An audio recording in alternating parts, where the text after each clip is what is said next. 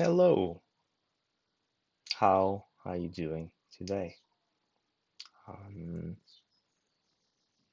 how are you feeling? Um, so, if you are new to this class, I welcome you. My name is João Cerej, and it'll be a pleasure to guide you through this yin yoga sequence over the next hour or so. Today, um, after having been okay, let's go back a little bit. Let's go back a little bit. How many of you are into astrology? I can see one hand there, two hands there. I can't see anything. I'm just guessing that some of you lifted your hands up. Uh, you might have noticed last week, and this is something that people tend to speak about a lot, especially these new age communities and these yoga teachers. They bring this focus on the Mercury retrograde, right? Which happened.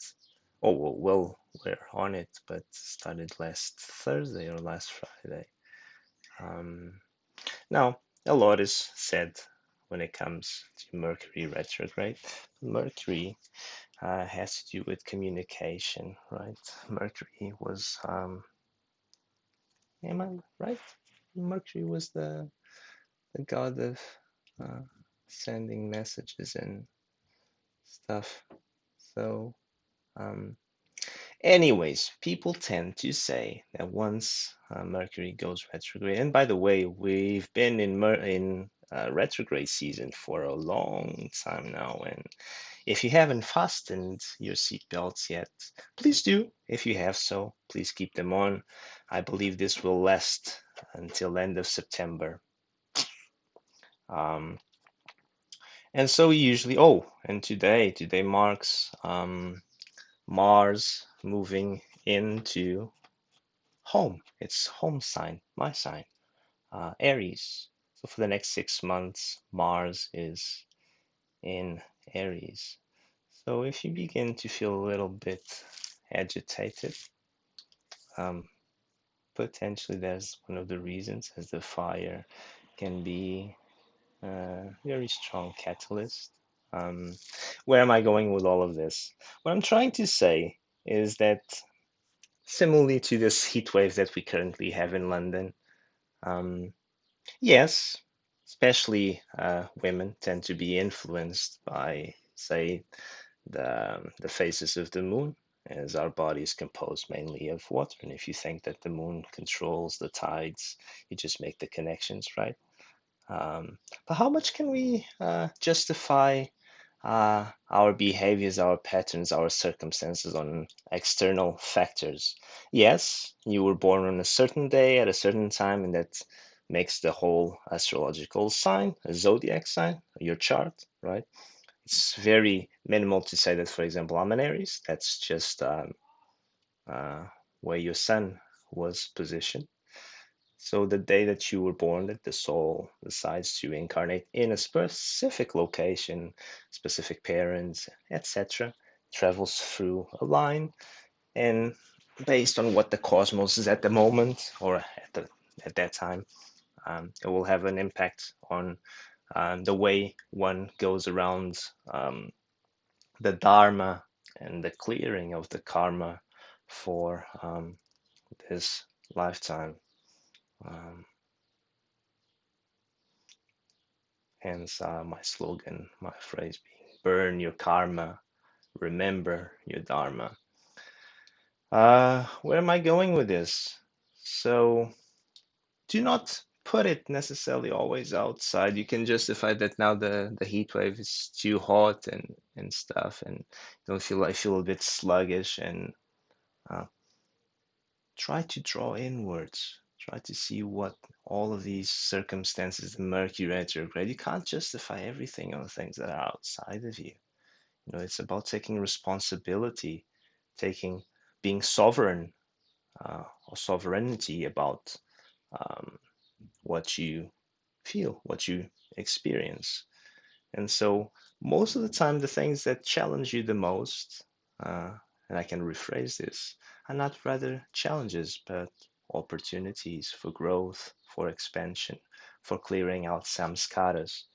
Um, it's like I'm not really one of those nice spiritual guys. I'm sort of like an alarm, a spiritual alarm clock. Uh, 'Cause I have a lot of fights to the fire of truth, the fire of love burns everything that it's not the truth. Anyways, too much talk. That's I hadn't told myself that I wouldn't speak too much today, but we'll be focusing on the four directions of the spine. Now, some of you, if you know your anatomy, will argue, well, there's actually seven or potentially seven directions of the spine.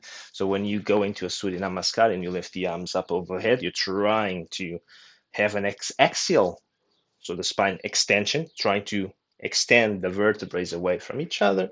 You can also have a rotation, axial rotation, right? Um, there's another one called circumduction, internal and external. So internal, based on the crown of the head and the tailbone, these two remain fixed, and it's a movement as such, right? Also, circumduction, external, the spine, the abdominal walls, the hips remain still, and it's the head that does the movement, right, from the head. So and then there's, lateral extension of the spine. There's flexion, forward fold, extension of the spine. And then there's another one is side, axial slide. So you're here and the spine does this thing. So they remain on top of each other. But okay, anyways, we're gonna focus on four. Um, yeah, that's about it. Um, Ideally, you'd have a bolster or a couple of pillows,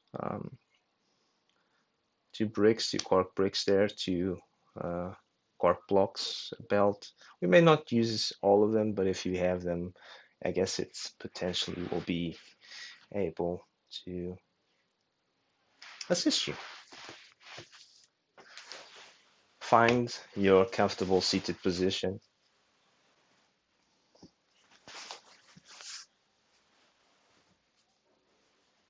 Spine long, spine tall, so axial extension. From the hips, from the waistline down, grounded, rooted, receiving from the earth. From the waistline up, extension, expansion, trying to grow, to become taller. Rest your hands on your thighs, palms up or down. Draw the shoulder blades back and down. Bring the palms of your hands together at your heart center. Relax the elbows against the rib cage. No need to put pressure on the hands. Close the eyes. Observe your in breath. Observe your out breath. Inhale through the nose. Exhale through the nose. I'll chant three Oms, sacred sound, the eternal sound, to open, to raise the frequency of the class. If it resonates, if it feels authentic to you, please do join. And more than the sound, which will have its impact, the reverberation, the vibration. Try to see how you feel on the heart center as the vibration will start in the heart. Om, and it will raise to your third eye. No AAU. Maybe that's how you write it. Maybe that's how some teachers will say, but Om to the third eye, right? Three Oms. Inhale. Om.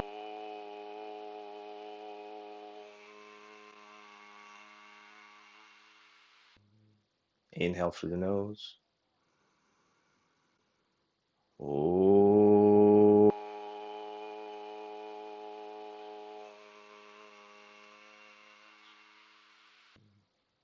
Inhale. Om.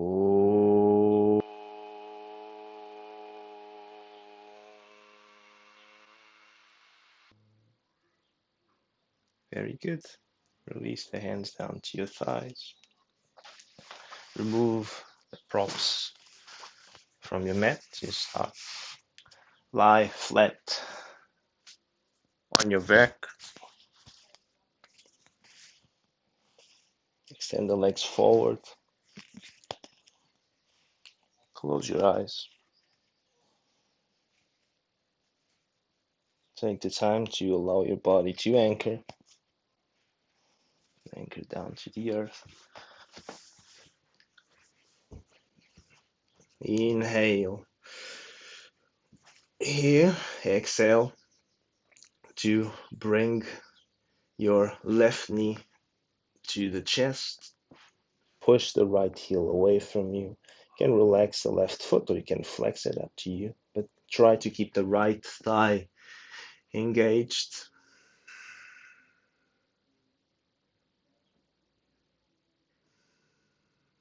If you want, you can bring some rotational movements to the way that the femur bone rests on the socket, to one side, the other side.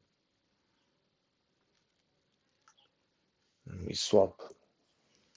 Inhale, left leg forward. Exhale, right knee to the chest.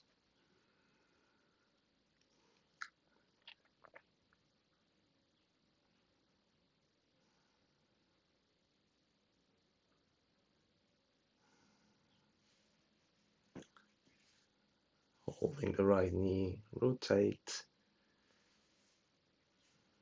the leg, maybe the ankle at the same time. Change directions. And then extend the leg forward. Bend both knees. Rest. This is just a little warm up. Rest the left ankle on top of the right knee. Inhale, exhale to bring to potential. Well, okay, let's think. Maybe you thread the needle, left hand in between the legs, and you can hold behind the right knee, interlacing the fingers. You can hold in front on the shin bone. Maybe you're just holding with the right hand. At the same time, try to keep flexing the left foot to protect your left knee. Try to bring the right knee closer to the chest as you push the left knee away from you.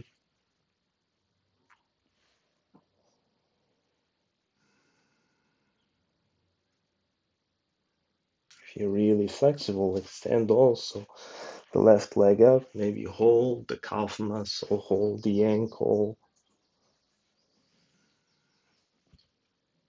3 more breaths. Very good. Release, change sides. Right ankle, right outer ankle on top of your left knee. Thread the needle, eyes closed, figure 4 shape.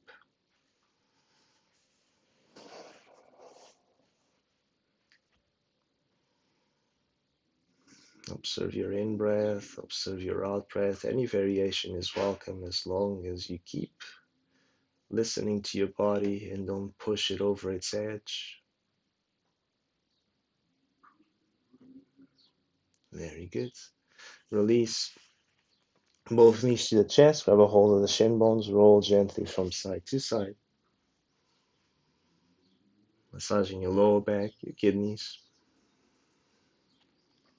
Right knee, aim it at your left armpit.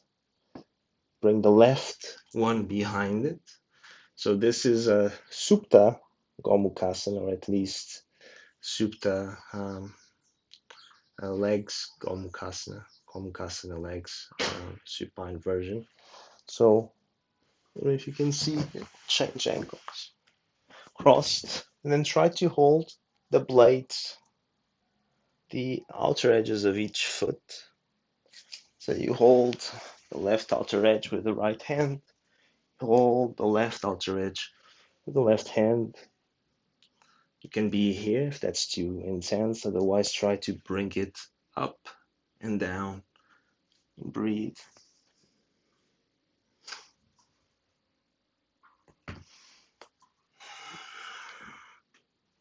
Ideally, one maintains the tailbone on the floor. Change the crossing of your legs. Same thing on the other side.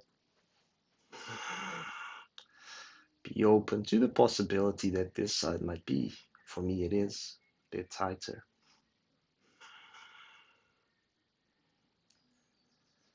Couple of breaths here. So anytime we in yin, we don't look for in yin in life. We never look for pain, or we try not to stay in painful situations. But if it's uncomfortable, this is one of the things. It's inherent to the practice of yin to find places of discomfort and breathe.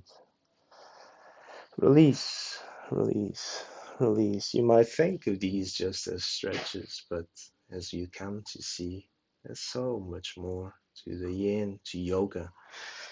Very good. Our first position today is called um, half frog, Ardha, what's Mandukasana. So we'll have the bolster to the right side. Yeah, very good. You lie onto your belly. So you might have done full frog before. Um, Half. Bend the right knee. Bring right knee in the same line as your right hip. Ideally, the bolster or the pillows will be supporting from the knee all the way down to the right foot. Try to relax here, maybe resting the forehead on top of your hands. If this is accessible, maybe you can um, lift the prop a bit higher. Be here for a couple of minutes, 2 minutes maybe, as such, like this.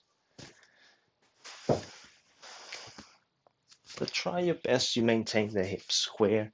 So the left one will obviously be on the floor, and you try to bring the right one down as well.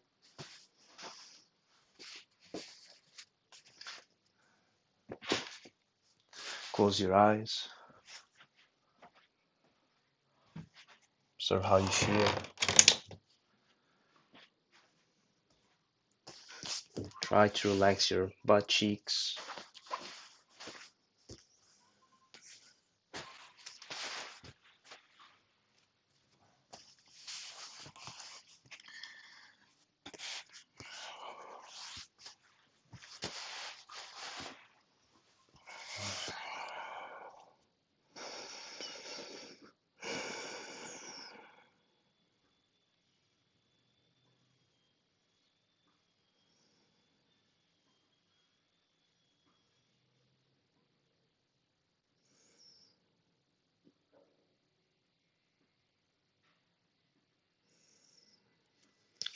And if you're wondering if this feels like it's too subtle, like it's not very intense for you, if you're used to uh, strong yin classes, um, sometimes they're stronger, other times they're more subtle. In this specific case, what you're invited to is just to stay present enough to notice little, very subtle nuances, changes.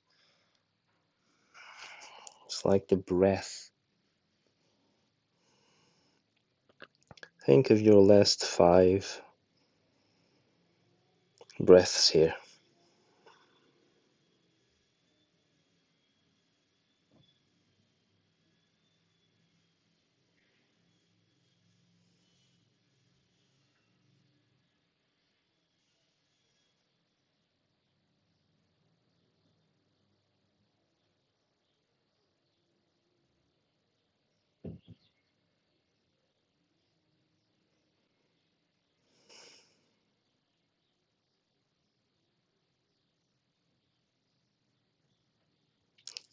Slowly extend the right leg back. Stay on your belly, maybe roll the hips from side to side.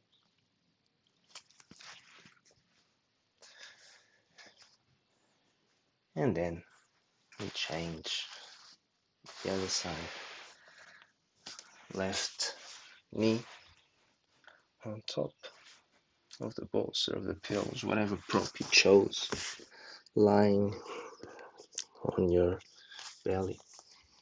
Couple of minutes here as well.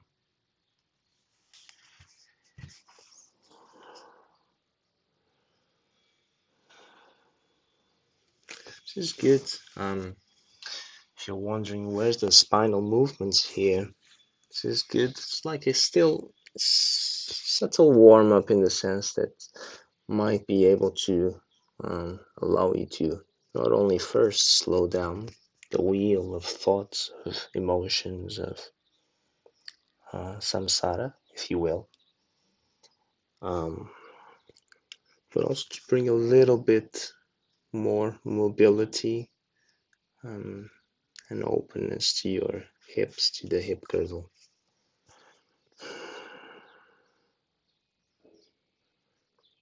So that you see that our next pose will get into an axial rotation, a twist.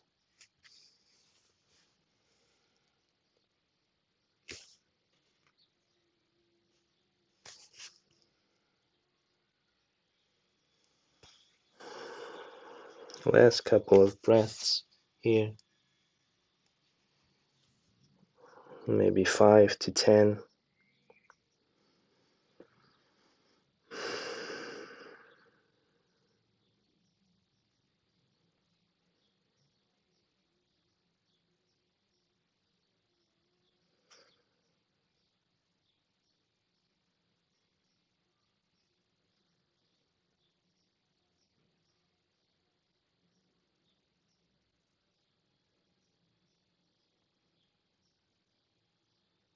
And then slowly extend the left leg back. Stay on your tummy, Advasana, reverse Shavasana, reverse corpse pose. Roll the hips from side to side.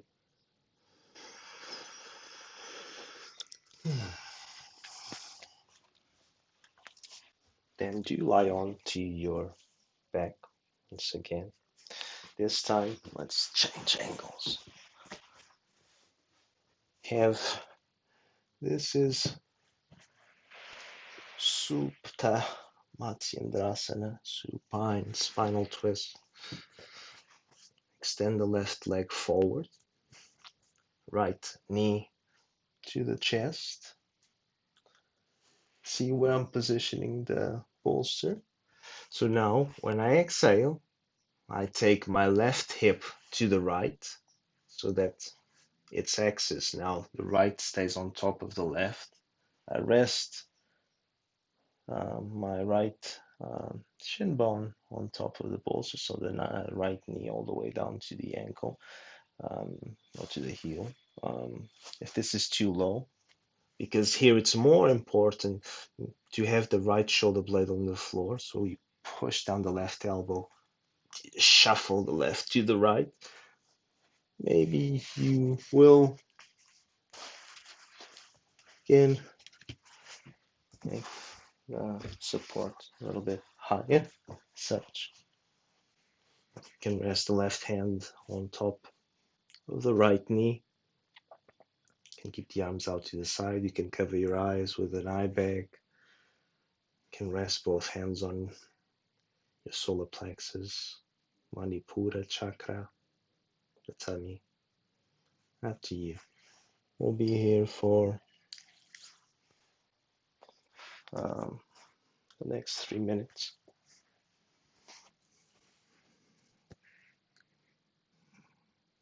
Observe how you feel.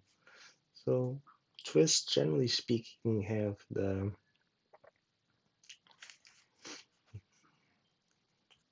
ability is not the right word.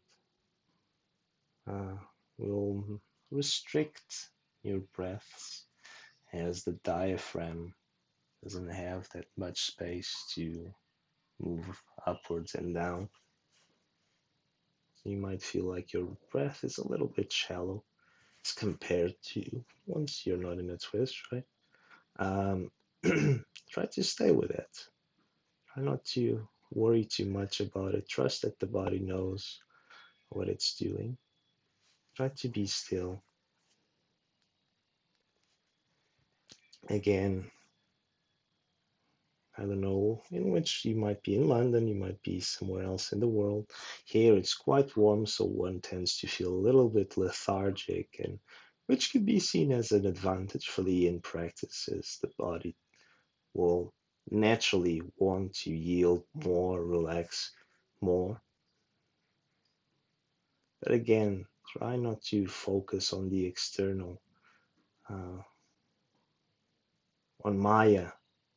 Your five senses can be rather deceiving. Go inwards, see what's happening inside.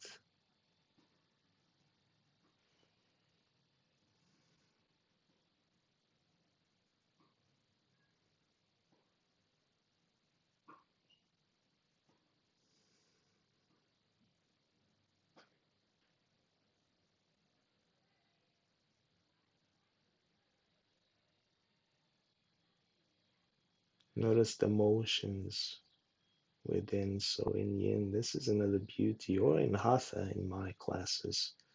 We stay in poses for a period of time. We watch, we observe, we anchor ourselves there.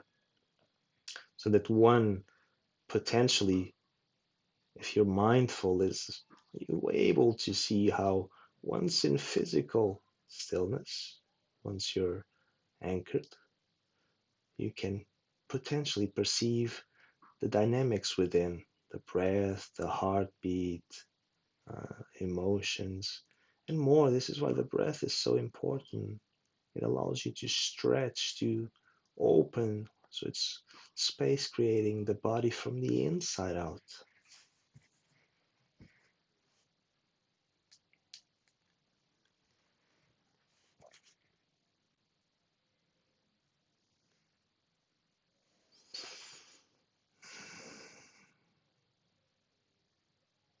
3 more breaths.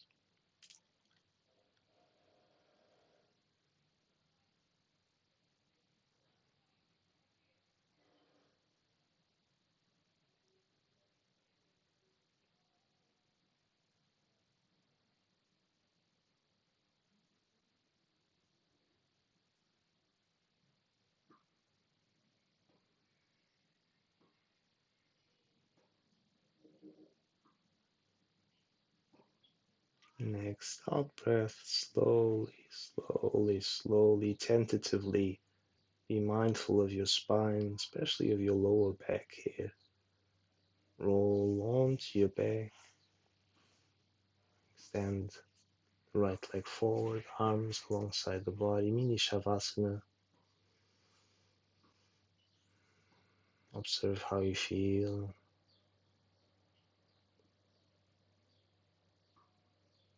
No rush to get anywhere, just staying still.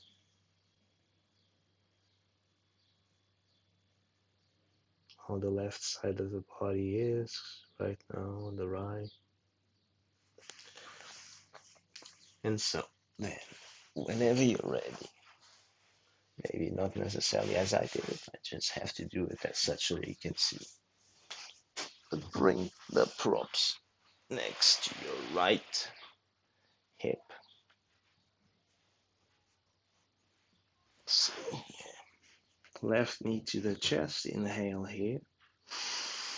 Exhale as you use the right hand uh, to point, direct the left knee to the bolster. You already, there's the tilting, the right hip going to the left hip going to the right, so that this is more natural. And I have, you may position the right elbow down, press it down, Do your best to try to shuffle the right shoulder blade more to the right.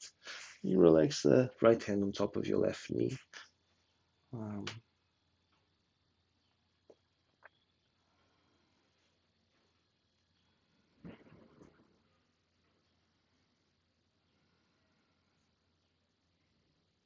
and see with patience, with a sense of humble, of being humble, of humbleness. How does this side feel?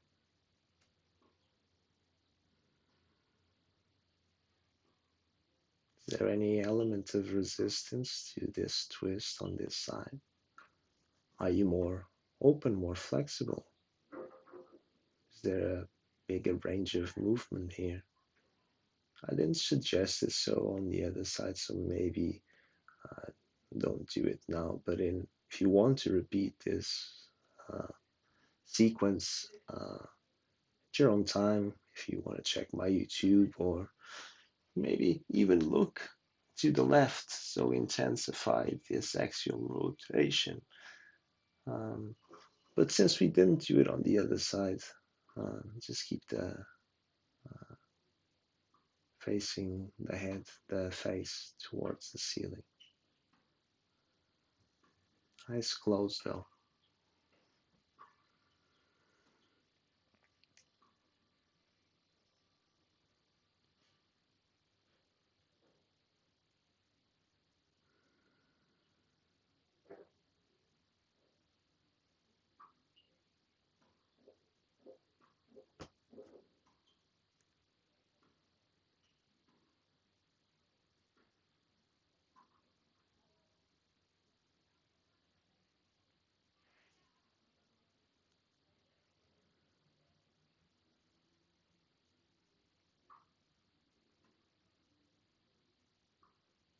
Notice how loud silence can be.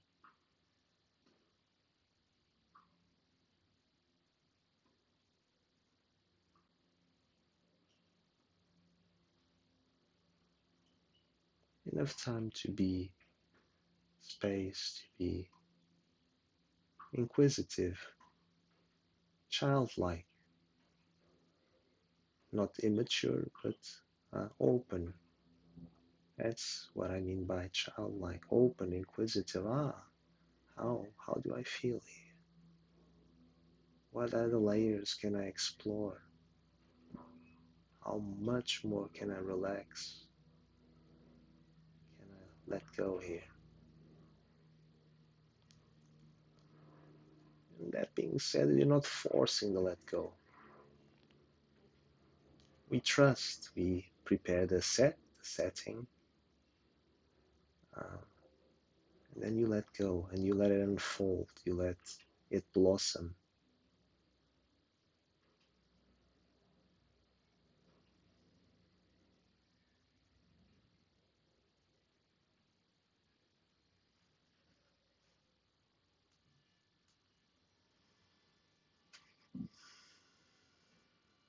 3 to 5 more breaths,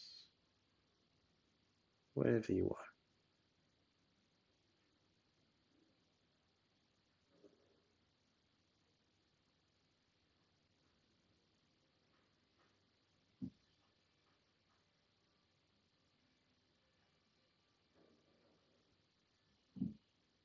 Eventually, with an out breath, allow yourself to slowly, slowly, slowly, at the same time that you roll back, you extend the left leg forward.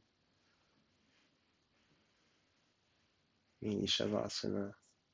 You can rest the hands on the navel, on top of your pubic bone, the heart, maybe the left hand on the heart, the right on the navel, eyes closed, or just traditional uh, Shavasana, arms outwards, away from the body, palms of the hands up.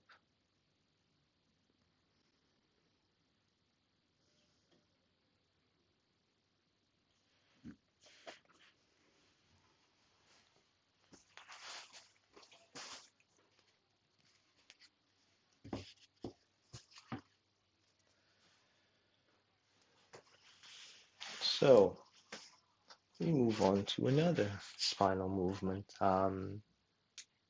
lateral flexion. So I'll lie down on my back, but I'll give you the option in terms of arms. You'll either be holding the right wrist with the left hand as such, arm above the head, and then we go to the left, or you might be holding opposite elbows. Same thing, also to the left. So this was probably not Arjuna or Krishna that came up with this name. Highly doubt that. Uh, it's us Westerners that came up with this name. I should find the real Sanskrit name for this. But for the time being, I'm going to use the one that everybody might know, Bananasana. So, if lying on your back, if you were to see yourself from above, pose looks like it's a banana-like shape. So keep the imagine that the hips, the butt cheeks are glued, are anchored to the floor. When you extend the arms overhead, think of that axial extension. So you try to create as much space to in between the vertebrae, and you push the heels away from you. So that now, when you do extend the arms, keeping the hips as they are, moving from the waistline up, arms as far, torso as far out to the left as you can, holding the right wrist or the right elbow, holding opposite elbows. May then do the legs as well, so extend the legs as well, also to the left side. Then you can explore by bringing the right, hooking the right heel on top of the left or the left on top of the right, up to you. Important here is to think of pushing the right hip down and forward rather than rounding like this, lifting the right butt cheek off the floor, down and forward. Let you feel the stretch from the right ankle, the right outer ankle, the heel, all the way up, potentially more around the hips. But if you really keep the right arm active, you'll also feel the opening of the side of the heart. We'll be here for the next,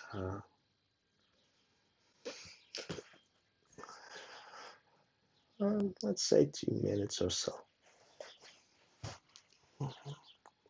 And intuition, follow intuition, listen to your body.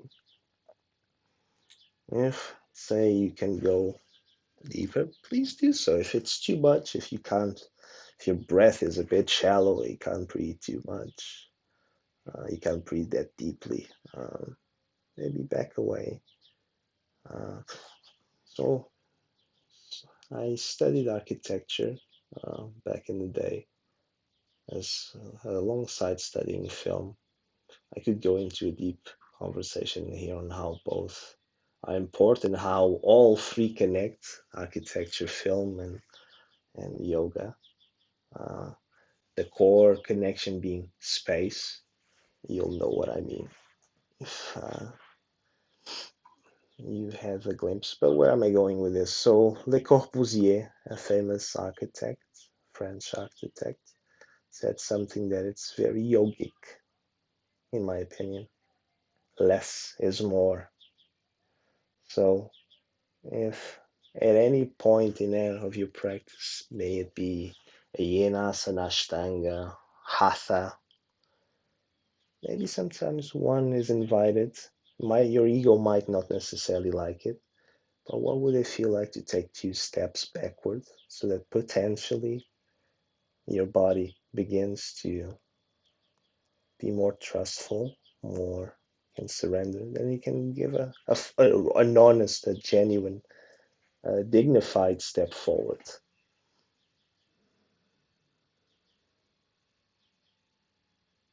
An epiphany like step forward. That's how it will feel like, rather than asanas where one is really forcing oneself into the pose.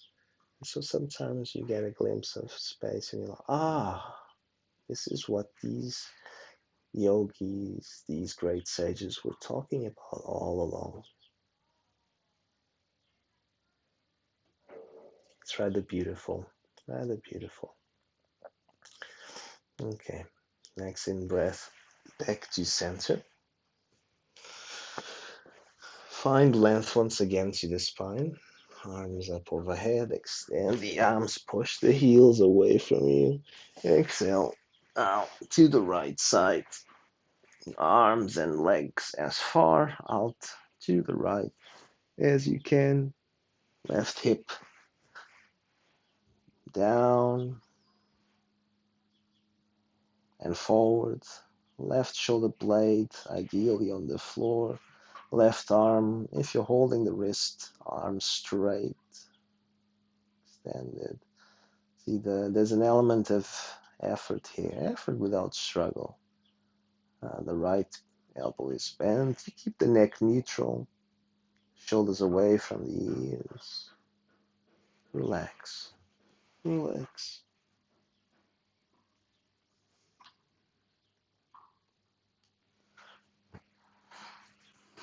Breathe. Can hook the ankles. Traditionally speaking, most teachers will tell you to hook the left.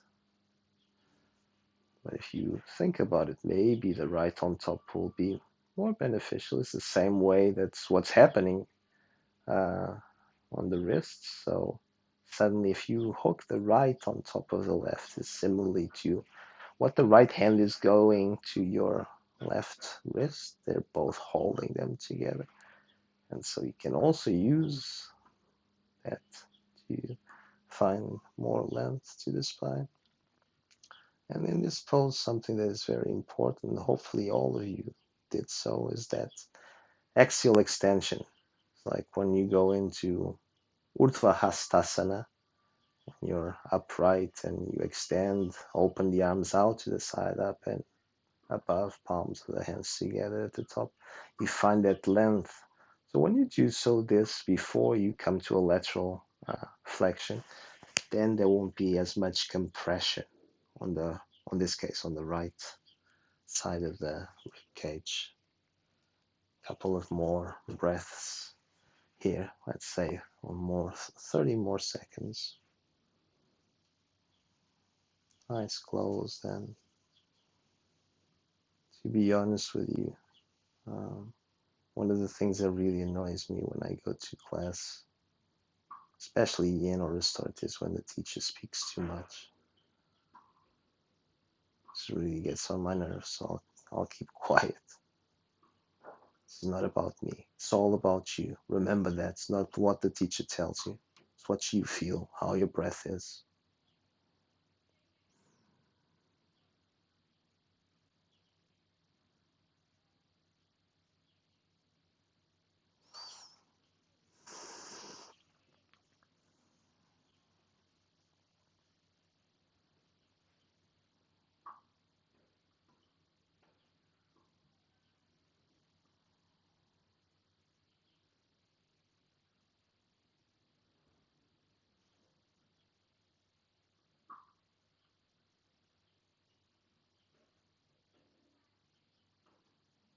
Very good. Out breath. Just slowly, tentatively, sloth-like. Come back to center.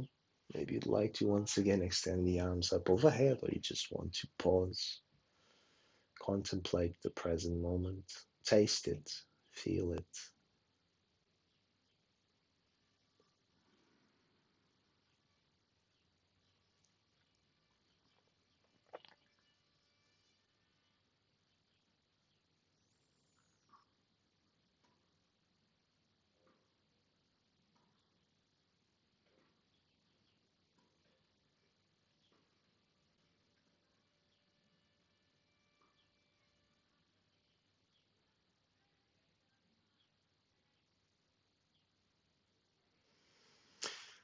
Both knees to the chest.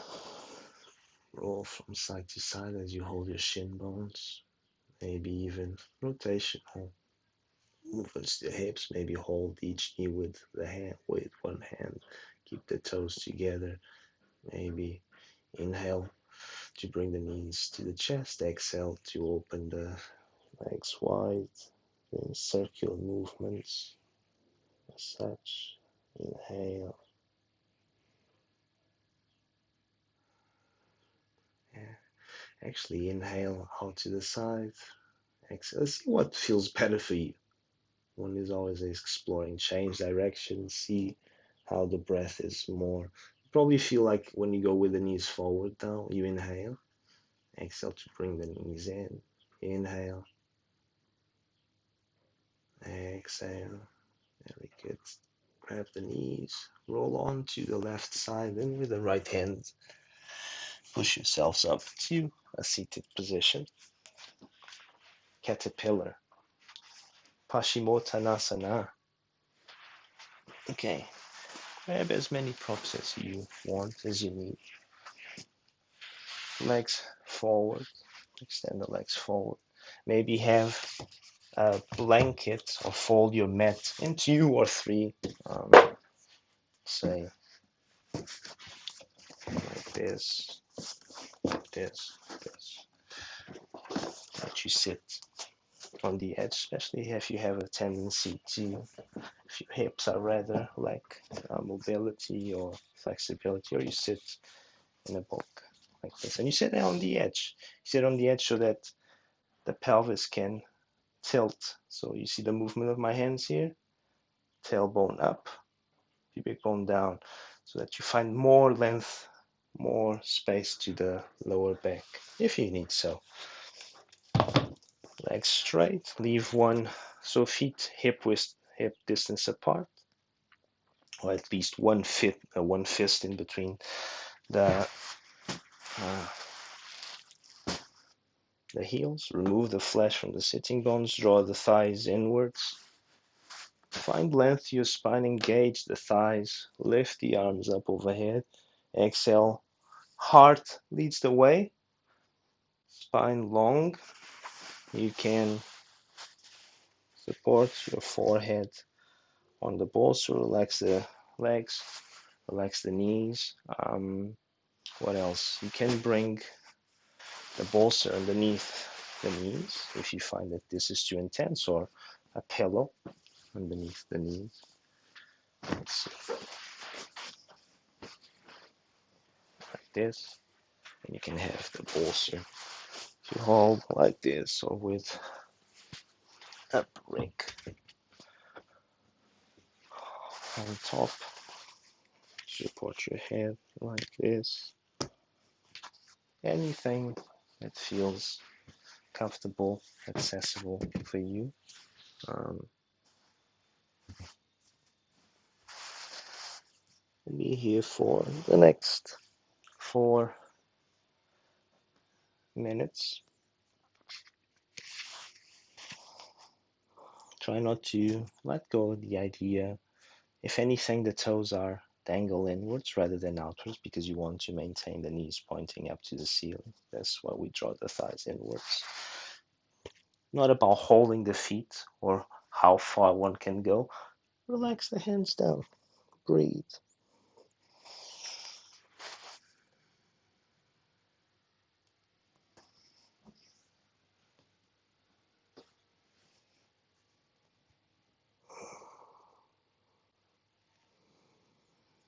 And then so the props can be adjusted if you have more space, so you might not even need any props.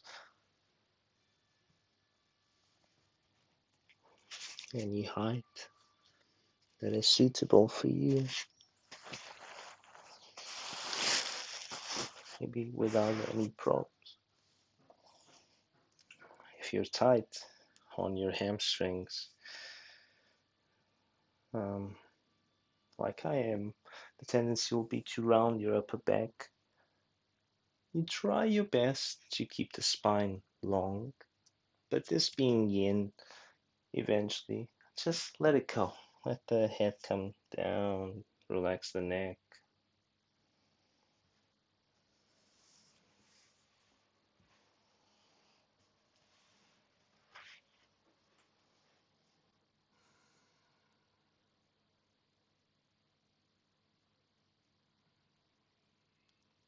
So, spine flexion, right? spine flexion. Maybe just to explore, not because it's goal orientated or when you take an in breath, you squeeze the pelvic floor, engage Mula Bandha, take the tailbone back and up so that when you take an out breath and you allow the diaphragm to actually squeeze, to push, to press the lungs up, to squeeze them like a balloon, all the air, stagnant air is released, and maybe the body um, responds better to that.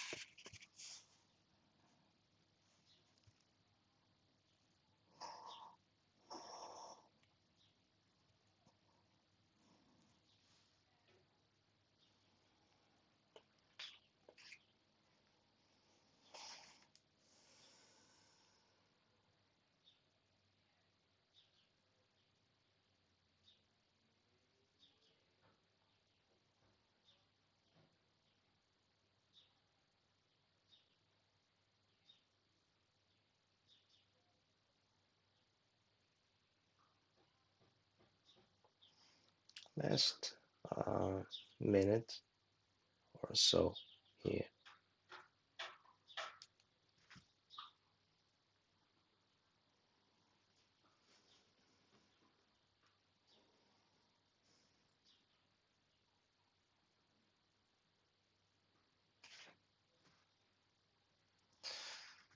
Get in breath to slowly, slowly, slowly roll up vertebrae by vertebrae. Then bring the hands to the floor behind you, fingertips, fists, whatever feels comfortable. Think of drawing the shoulder blades back and down, a little bit of a back extension, back bend opening, lifting the heart up to the ceiling. Maybe roll the legs from side to side, bending one knee at a time, bending two knees at the same time, pointing, flexing the feet, rotational movement to the ankles. And then do you roll onto your back, bring a brick with you. Salamba, supported. Setubandha Sarvangasana, bridge pose or supported bridge pose, which could, no, no, I won't transition to that. I was going to say we could be transitioning to something else, but it's not. So bend the knees, feet hip width apart, heels, feet width apart. When you extend the arms, draw the shoulder blades back and down. You don't need to be touching your heels, probably better if not, because then now when you squeeze the butt cheeks and you lift up, you maintain the knees on top of your heels. Rather, if you bring it too close when you do this, suddenly the knees are too further forward. You want to keep the knees on top of your heels, right? Better here. Bring the brick underneath the hard, flat surface at the bottom of your spine. Triangle-like shape bone, the bottom of the spine, just above the fleshy bit of the bum, meaty but bit of the bum, the sacrum.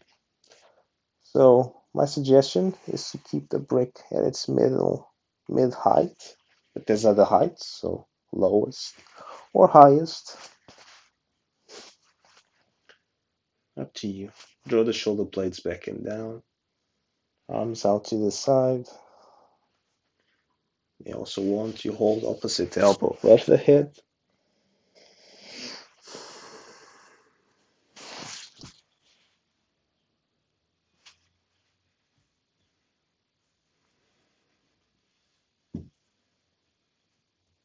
Breathe here. here for a few more minutes, say another 4 minutes. Uh, yeah,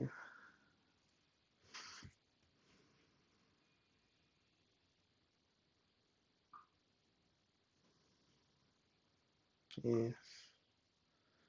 You wish, rather, let me rephrase this because we've brainwashed to always do more. So it's not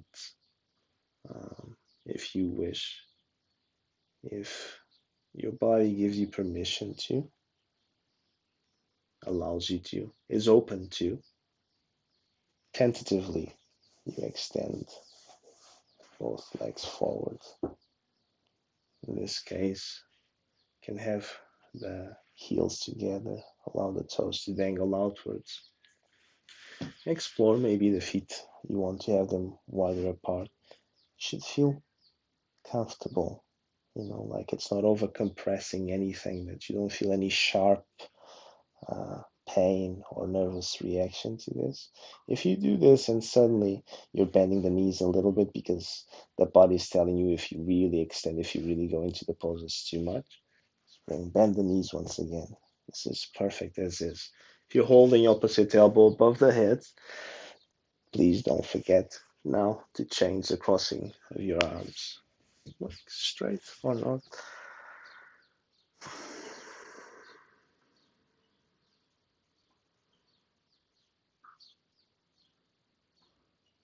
One more minute and a half or so here.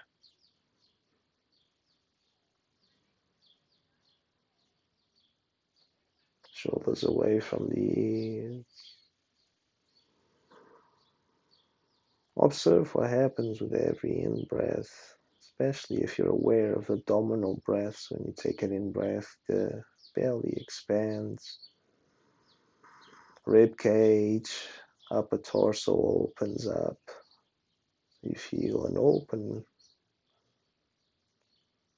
stretch to the front side of the torso, maybe even a little bit of your quadriceps, your thigh muscles.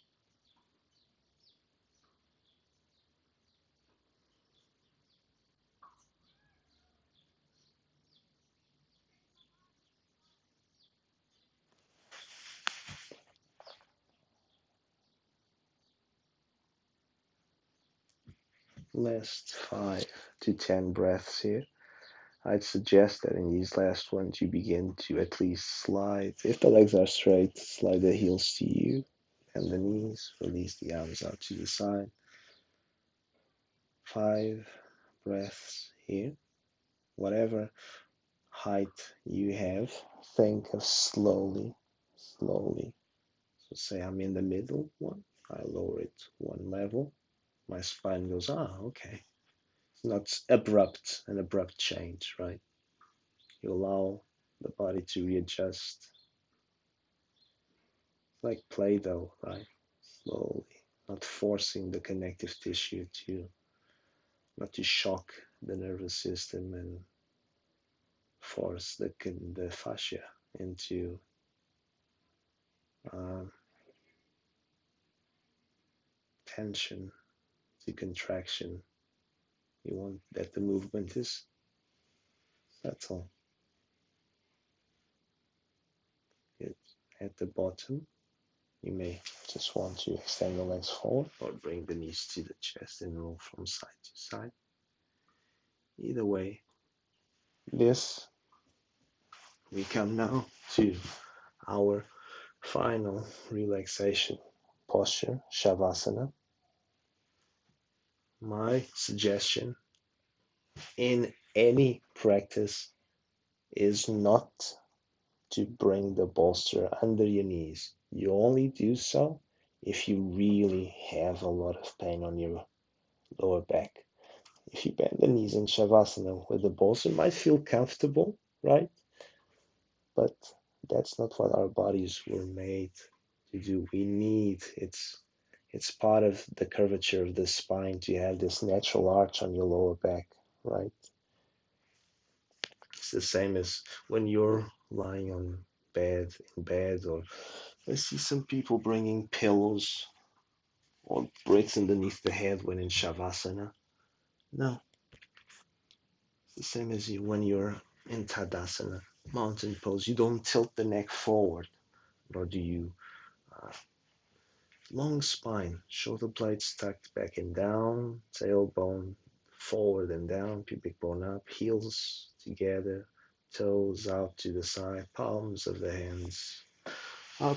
Notice how much distance you need between your arms and your um, torso to have the palms of the hands comfortably facing up without having to engage or hold on to anything. Stay there. Close your eyes. Take a couple of deep, long in breaths through the nose, deep, long out breaths through the mouth. Relax fully.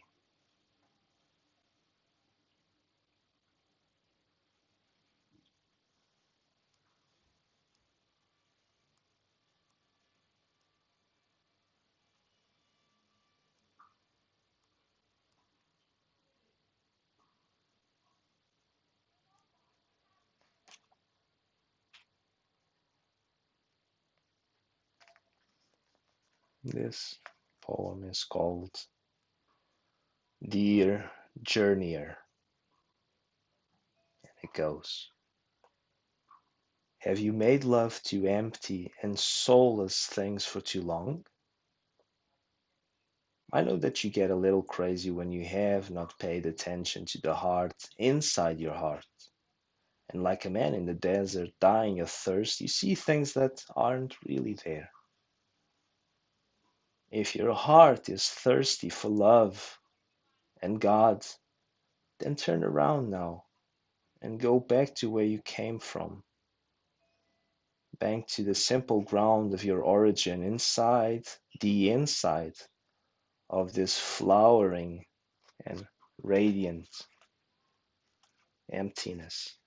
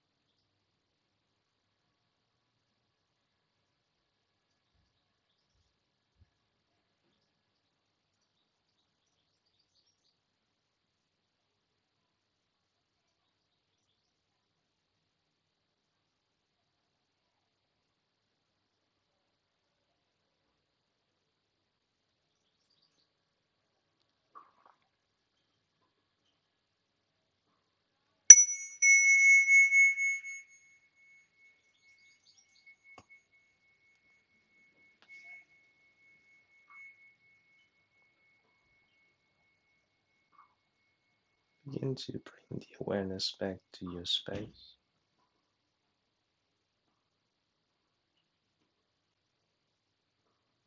Deepen your in breaths, lengthen, extend your out breaths Gentle micro movements to the fingers, your toes, maybe even one at a time.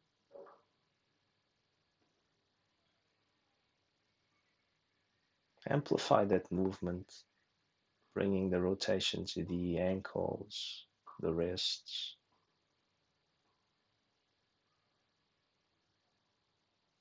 Change directions. Roll the head from side to side. And with your next in breath, extend the arms overhead. Exhale, spinal extension. Exhale, bring the knees to the chest. Grab a hold of your shin bones. Roll gently from side to side.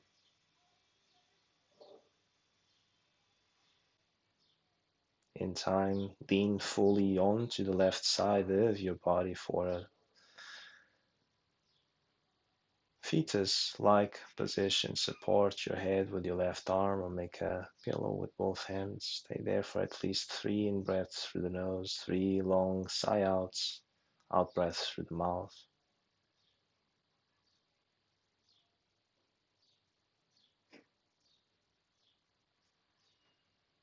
Eyes closed, head is heavy, and the last thing to come up, aided by your right hand, push the floor away from you. Come to a comfortable, upright, seated position. Take the time to, with the eyes closed, observe how you feel, how your spine is feeling, how your breath is flowing.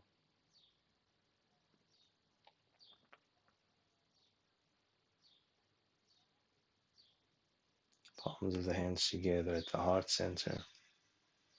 One Om and the Shanti mantra. Feel free to join if you wish to. Inhale through the nose. Oh.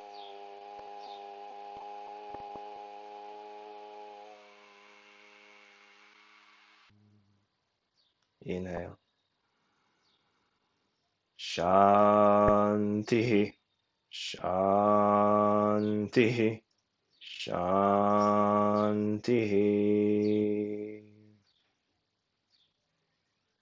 Inhale, thumbs to your forehead.